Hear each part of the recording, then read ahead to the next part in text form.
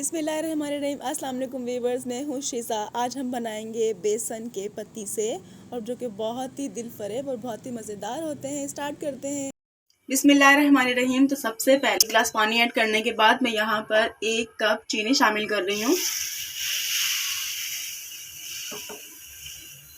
और यहाँ पर हम अपनी चाश को अच्छे से पकने के लिए रख देंगे।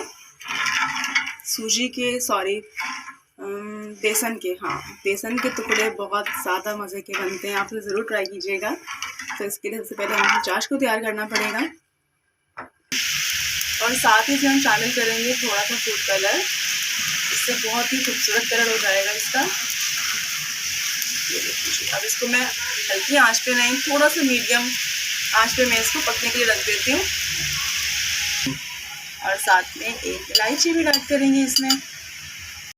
बिस्मिल्लाहिर्रहमानिर्रहीम। तो अब बेसन के लिए हमें चाहिए, टिकिया बनाने के लिए 1 कप हमने यहाँ पे लेना है घी। यहाँ पर हम घी शामिल करेंगे, और ऑयल मत लीजिएगा।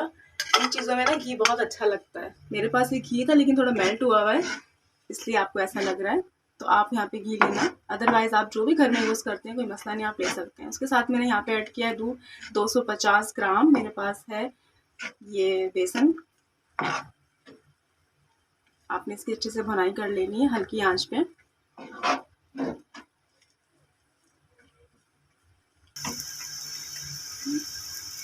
तो ये देखें, हमारे बेसन की अच्छे से भुनाई हो रही है। बिल्कुल हल्की सी आंच पे आपने इसकी भुनाई करनी है, और बहुत ही लाजवाब से इसकी खुशबू आ रही है। बेसन की, सूजी की, इन चीज़ों की खुशबू तो भाई बंदा छुपाए भी नहीं छुपती। अगर आपको मीठा पसंद है तो इसे प्लीज़ ज़रूर घर में ट्राई कीजिएगा। ये बहुत मज़ेदार बनती है, और सबसे अच्छी बात कि आप इसको सेव भी कर सकते हैं। बना के आप इसको रख लें, जब आपका दिल करे, भूख लगे, आप इसे खा लीजिए। बहुत मज़ेदार और बहुत दिल फरेब होती है ये। अगर आप मेरे चैनल पे न्यू हैं तो मुझे सब्सक्राइब कर दें, साथ में लाइक भी कर दें अगर आपको अच्छी लग रही है तो। आप सबको आज की रेसिपी बहुत ही पसंद आने वाली है, और ये बहुत ही मज़ेदार और बहुत ही आसान सी है। सिर्फ आपने बेसन इसमें ऐड करना है, और कुछ भी इसमें स्पेशल नहीं जाएगा जो हम बोलें कि हमारे पास नहीं है या अवेलेबल नहीं है घर में। सिंपल सा आपने बेसन लेना है, और इसको झटपट से आपने बना के रख लेना है। जिन्हें मीठा पसंद है वो तो भाई क्या ही बात है, बहुत शौक से खाएंगे इसको। तो ये हमारी चाश जो है अभी बनकर बिल्कुल भी रेडी नहीं हुई है। तो मैं यहाँ पे आपको ख़ास बात ये बता दूँ कि हमें यहाँ पे जो चाशनी है बिल्कुल पतली पतली नहीं चाहिए। हमें यहाँ पे फुल गाढ़ी सी चाश चाहिए, बहुत ही ज़्यादा गाढ़ी चाहिए, मतलब बहुत पतली पतली सी नहीं, गाढ़ी हमें चाश चाहिए। तब जाके जब ये रेडी हो जाएगी फिर हम अपने बेसन में इसको ऐड करेंगे। तब तक के लिए उसको हम पकने के लिए ऐसे ही छोड़ देते हैं, अपने बेसन की तरफ आ जाते हैं, उसकी भुनाई करते हैं।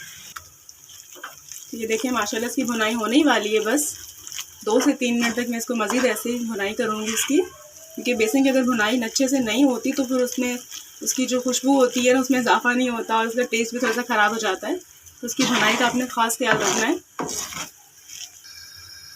तो ये देखें जी, माशाल्लाह हमारे बेसन की भुनाई अच्छे से हो गई है। इसका कलर भी कितना चेंज हो गया है, और ये हल्का हल्का सा नीचे भी लगने लग गया था।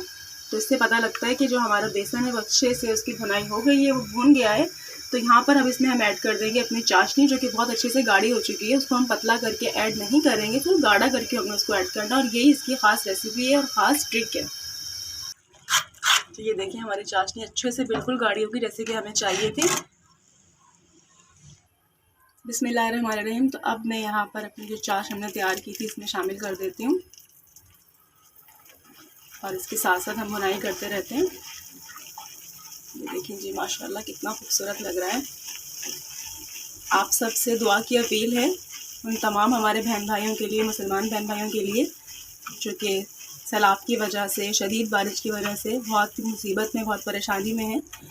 उनके लिए दुआ करें, उनकी मदद करें कि अल्लाह पाक उनको इस मुश्किल से, इस आजमाइश से निकाले। वो भी हम जैसे बहन भाई हैं, और न जाने अब किस मुसीबत और किस हाल में वो अपना गुजर बसर कर रहे हैं। तो ये देखें जी, माशाल्लाह कितनी प्यारी खुशबू आ रही है, और ये हमारी जो बेसन की अच्छे से भुनाई हो गई है, और इसमें चाश भी शामिल कर दी है मैंने।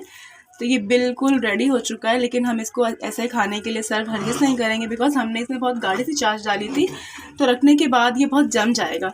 तो बेहतर है कि हम इसकी बेसन की जो टिकिया होती है, बेसन के टुकड़े कह दें, आप कुछ भी कह दें, तो इसको हम ये शक्ल देंगे और इसके हम टुकड़े बनाएंगे बेसन के। तो यहाँ पे हमने एक बर्तन ले लेना है जो भी आपके लिए सूटेबल हो वो आपने लेना है, उस पर हल्का सा ऑयल लगा लेना है और फिर हमने इसको इसमें अच्छे से फैला देना है।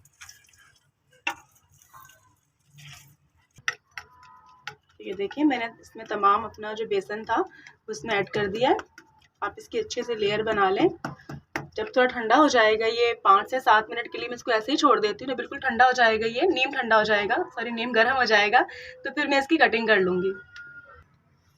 अब इसकी हम कटिंग कर लेते हैं किसी भी छुरी से, जो भी आपको इजी लगे आप इसे कटिंग कर लें इसकी।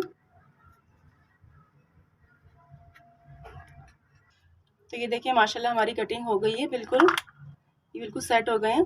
तो अब मैं इसको एक प्लेट पे निकाल के सर्व करती हूँ। उसके बाद आप चाहें तो ड्राई फ्रूट्स, बादाम या खोपरा, मतलब जो भी आपके पास इजीली हो वो इस पर आप इसके ऊपर स्प्रिंकल कर सकते हैं, ऐड कर सकते हैं खूबसूरती के लिए।